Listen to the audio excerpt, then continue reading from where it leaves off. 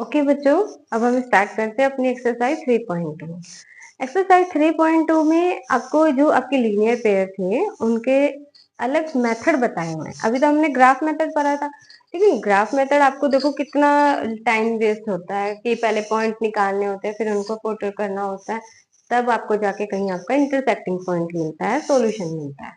तो आपके पास यहाँ पर और भी कई मेथड हैं जिनसे हम अपनी लीनियर इक्वेशन को सोल्व कर सकते हैं। सोल्व कर सकते हैं मतलब उनका जो पॉइंट है एक्स और वाई की जो वैल्यू है वो फाइंड कर सकते हैं। तो यहाँ पर हमारे पास सबसे पहले है सब्स्टिट्यूशन मेथड।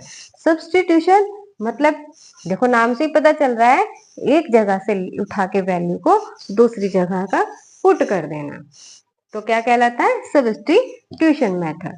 अब जैसे कि हमारे पास इसको ये मेथड आपको एग्जांपल से ही समझ आएगा, तो एग्जांपल से ही करेंगे। तो सबसे पहले आपको एग्जांपल में मैंने क्वेश्चन नंबर 1 का फर्स्ट पार्ट लिया है।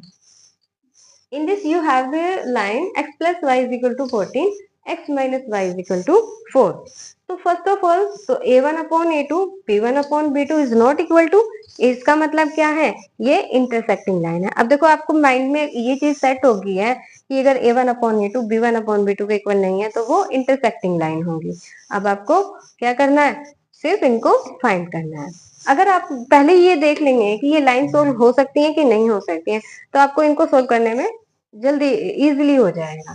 तो नाउ हम सेकेंड इक्वेशन से x की वैल्यू निकाल लेते हैं यहाँ से। अब आप कहोगे कि मैम ने फर्स्ट इक्वेशन से क्यों नहीं ली?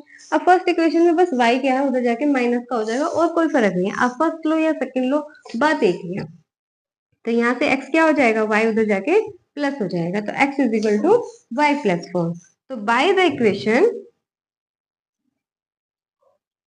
इक्वेशन 2 आपको ये शॉर्ट फॉर्म में नहीं लिखना है,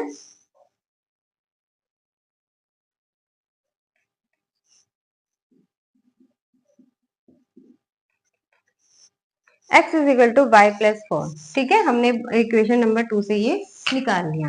now putting into equation number 1। ठीक है, हमने इक्वेशन नंबर 2 से फाइंड की वैल्यू और पुट कर दी 1 में। तो ये वैल्यू हम यहाँ पे जहां पर भी x है वहां पर ये पुट कर देंगे। तो इधर रखो x की जगह y plus 4 and plus y and is equal to 14। ध्यान रखना है कोई भी पॉइंट छूट ना जाए, अगर कोई भी जरा सी भी मिस्टेक होगी तो आपका पूरा क्वेश्चन गलत हो जाएगा, फिर सारी वैल्यू सारी की सारी मेहनत खराब। तो y और y कितना होता है? 2y, और ये प्लस 4 उधर चले जाएंगे तो माइनस हो जाएंगे। अब y is equal to 14 minus 4 यानी कि 10/2। 2 इधर मल्टीप्लाई में था, इधर आके डिवाइड में हो गया, तो 2 से 10 को डिवाइड करेंगे कितना आएगा? 5। तो y की वैल्यू आ गई आपकी 5। तो जो इसका जो इंटरसेक्टिंग पॉइंट है जहां पर, उस y की वैल्यू क्या होगी? 5 होगी। अब यहाँ पे आप इस वैल्यू को आप इसी इक्वेशन में पुट कर सकते हो। तो यहाँ पर जब आप y की जगह पुट करोगे 5 प्लस 4 तो कितना आ गया? 9। ये स्टेप आप नीचे भी कर सकते हो। ठीक है, तो x की वैल्यू कितनी आ गई हमारी? y प्लस 4 यानी के 9। ये दोनों आपके क्या हो गए? सॉल्यूशन हो गए। तो आपका जो पॉइंट होगा वो क्या होगा? 9 एंड 5। कोऑर्डिनेट क्या बनेगा? 9 एंड 5, जहां पर ये मीट करेंगे। तो ये आपका सॉल्यूशन है। बस इसी तरह से आपने ये मेथड इसको एक्सरसाइज में पूरी में अप्लाई करना है। ओके, तो now okay now second part question number 1 का बिल्कुल सब्स्टिट्यूशन मेथड वैसे ही अप्लाई करना है, वेरी इजी है। यहाँ से आप s की वैल्यू निकाल के इसमें पुट करोगे। अब इस क्वेश्चन में आपको s और t गिवन है, ठीक है, x y नहीं गिवन है, तो उससे कोई फर्क नहीं पड़ता। यहाँ पे हमारे वेरिएबल जो है वो s एंड t हो जाएंगे। तो सिर्फ हमने क्या करना है, आपने बिल्कुल x और y की तरह ही इनको ट्रीट करना है। तो यहाँ से s की वैल्यू निकाल सकते हो आप, t उधर जाके प्लस हो जाएगा, t प्लस 3। तो s की वैल्यू को इसमें पुट कर दो। अब यहाँ पे आपको डिनोमिनेटर में नंबर गिवन है, चाहो तो आप इसे पहले क्या कर लेते हैं? न्यूट्रलाइज कर लेते हैं, इसके डिनोमिनेटर फिनिश कर देते हैं। अगर हम इसमें पूरी इक्वेशन में 6 से मल्टीप्लाई करते हैं तो 3 से कट होगा, यहाँ पे बचेगा 2s एंड हियर ये क्या बन जाएगा? 3t। यहाँ से 2 कैंसिल हो जाएगा और 6 6 जा 36। ठीक है, हमने पूरी इक्वेशन में 6 से मल्टीप्लाई कर दी, जो इनका क्या आया था? एलसीएम आया था 3 एंड 2 का। तो ये आपकी इक्वेशन अब बन गई दिस। तो equation number 1 and equation number 2। अब s की वैल्यू पुट करेंगे इक्वेशन नंबर 2 में। आप लिखेंगे इस लाइन को, putting the value of s in equation 2। ठीक है, वी गेट,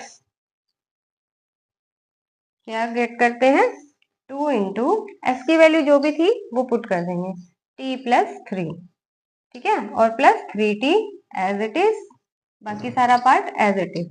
अब 2 की मल्टीप्लाई हमने t में करनी है और 3 में करनी है। ओपन कर देते हैं ब्रैकेट, सबसे पहले ब्रैकेट ओपन करेंगे ना, तो ये बन गया ये, बाकी सारा एज इट इज। अब 2t प्लस 3t कितना बन जाएगा, 5t, और 6 उधर जाके माइनस करेंगे तो 30, डायरेक्ट लिख दिया। तो t की वैल्यू यहाँ से कितने आ गई, 30/5, यानी कि 5 6 30। तो t की वैल्यू आ गई आपकी 6। ओके, अब जो 6 है वो इसमें पुट कर दो, तो s इज इक्वल टू क्या इतना हो जाएगा, 3 प्लस t की वैल्यू 6 यानी कि 9। तो अब आपकी वैल्यू क्या क्या आ गई, s इज इक्वल टू आ गया है 9 and t is equal to 6। ये आपके, बस सिंपल, ऐसे ही आपके इसके सारे पार्ट्स अपने सोल्व करने हैं। आप ट्राई करेंगे, वेरी वेरी इजी है। Okay, now thank you.